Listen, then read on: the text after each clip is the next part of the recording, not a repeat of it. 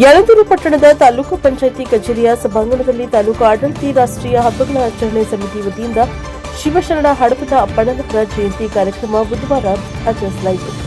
ಪಟ್ಟಣದ ತಾಲೂಕು ಪಂಚಾಯಿತಿ ಕಚೇರಿಯ ಸಭಾಂಗಣದಲ್ಲಿ ತಾಲೂಕು ರಾಷ್ಟ್ರೀಯ ಆಡಳಿತ ಹಬ್ಬಗಳ ಆಚರಣೆ ಸಮಿತಿ ವತಿಯಿಂದ ಬುಧವಾರ ಹಮ್ಮಿಕೊಳ್ಳಲಾಗಿದ್ದ ಶಿವಶರಣ ಹಡಪದ ಅಪ್ಪಣ್ಣನವರ ಜಯಂತಿ ಆಚರಣೆ ಕಾರ್ಯಕ್ರಮದಲ್ಲಿ ಶಿವಶರಣ ಹಡಪದ ಅಪ್ಪಣ್ಣನವರ ಭಾವಚಿತ್ರಕ್ಕೆ ಗಣ್ಯರು ಪುಷ್ಪನಮನ ಸಲ್ಲಿಸಿದರು.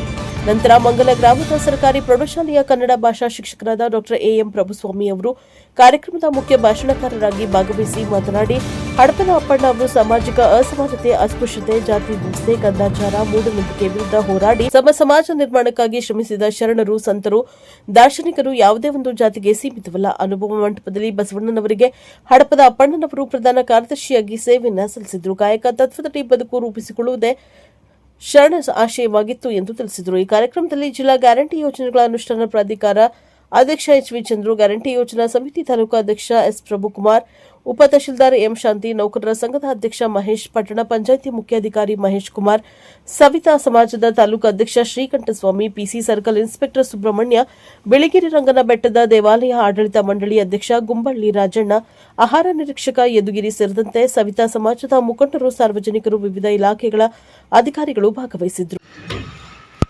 ಇನ್ನು ನಾವು ಅಪ್ಪಣ್ಣನವರನ್ನ ಕುರಿತು ಇವತ್ತು ವಿವೇಚಿಸೋದಕ್ಕಿಂತ ಮುಂಚೆ ಆ ಕಾಲದ ಸಾಮಾಜಿಕ ಚಿತ್ರಣ ಹೇಗಿತ್ತು, ಇವತ್ತು ಯಾವುದಾದ್ರೂ ಸೂಕ್ಷ್ಮವಾದ ವಿಚಾರ ತುಂಡವಾಗಿ ಅವರಿಗೆ ಏನ್ ಅನ್ಸುತ್ತೆ ಅಂತಹ ವಿಚಾರವನ್ನ ಮುಕ್ತವಾಗಿ ಎಲ್ರಿಗೂ ಹೇಳುವಂತ ಅವಕಾಶವನ್ನ ನಮ್ಮ ಶರಣ ಸಂಸ್ಕೃತಿ ಮಾಡಿಕೊಟ್ಟಿತ್ತು, ವಚನ ಸಂಸ್ಕೃತಿ ಮಾಡಿಕೊಟ್ಟಿತ್ತು. ಆ ವಚನ ಚಳುವಳಿಯ ಹಿನ್ನೆಲೆಯನ್ನ ನಾವು ನೋಡಬೇಕು. ಈ ವಚನ ಸಾಹಿತ್ಯ 2ನೇ ಶತಮಾನದನ್ನು ನಾವು ವಚನ ಸಾಹಿತ್ಯದ ಕಾಲ, ಶರಣ ಸಂಸ್ಕೃತಿಯ ಕಾಲ ಅಂತ ಕರೆಯೋದಾದ್ರೆ, ಹಾಗೆ ಇದ್ದಂತಹ ರಾಜ ಕಲಚೂರಿ ಬಿಜ್ಜಳ.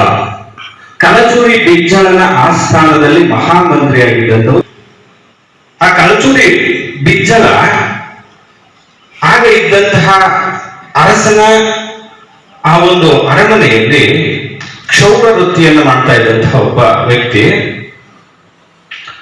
ಅವನು ಸಂದರ್ಭದಲ್ಲಿ ಸ್ವತಃ ರಾಜ ತನ್ನ ಹೆಂಡತಿಗೂ ಕೂಡ ಕೊಡಬಾರದ ಹಿಂಸೆಗಳನ್ನ ಕೊಡ್ತಾ ಇರುವಾಗ ಕಲಚೂರಿ ಬಿಜ್ಜಳ ಏನಿದ್ದ ಇಮ್ಮಡಿ ಬಿಜ್ಜಳ ಆತ ಆ ರಾಜನನ್ನ ತನ್ನ ಕತ್ತಿಯಿಂದ ಕೊಡ್ತಾನೆ. ಆ ನಂತರ ಅವನು ಆ ಕಲಚೂರಿ ಬಿಜ್ಜಳ ವಂಶವನ್ನ ಸ್ಥಾಪನೆ ಮಾಡ್ಕೊಂಡು ರಾಜ ಆಗ್ತಾನೆ. ಈ ಕಲಚೂರಿ ಈಗ ನಾಪಿತ, ಪ್ರಾಮಾಣಿಕ, ದಕ್ಷ, ಚೆನ್ನಾಗಿ ಜನಗಳನ್ನ ನೋಡ್ಕೊಂಡು ಹೋಗ್ತಾ ಇರುವಂತಹ ಮುಂದೆ ಈ ರೀತಿಯಾಗಿ ಬರುವಂತಹ ಸಂದರ್ಭದಲ್ಲಿ ನಾವು ಎಲ್ಲಾ ಕಾಲದಲ್ಲೂ ಕೂಡ ಪಟಭದ್ರ ಹಿತಾಸಕ್ತಿಗಳನ್ನ ನೋಡ್ತೇವೆ. ಅಂದ್ರೆ ತಮ್ಮ ಸ್ವ ಹಿತಾಸಕ್ತಿಗಾಗಿ ಬೇರೆಯವರನ್ನ ಬಲಿ ಕೊಡುವಂತಹ ಜನಗಳನ್ನ ನಾವು ನೋಡ್ತೇವೆ. ಅಂತಹ ಕಾಲಘಟ್ಟದಲ್ಲಿ ಉದಯವಾಗಿದ್ದೆ ವಚನ ಚಳುವಳಿ. ನೋಡಿ, ಕನ್ನಡ ಸಾಹಿತ್ಯದಲ್ಲಿ 12ನೇ ಶತಮಾನವನ್ನ ನಾವು ಸುವರ್ಣ ಯುಗ ಅಂತ ಕರಿತೀವಿ.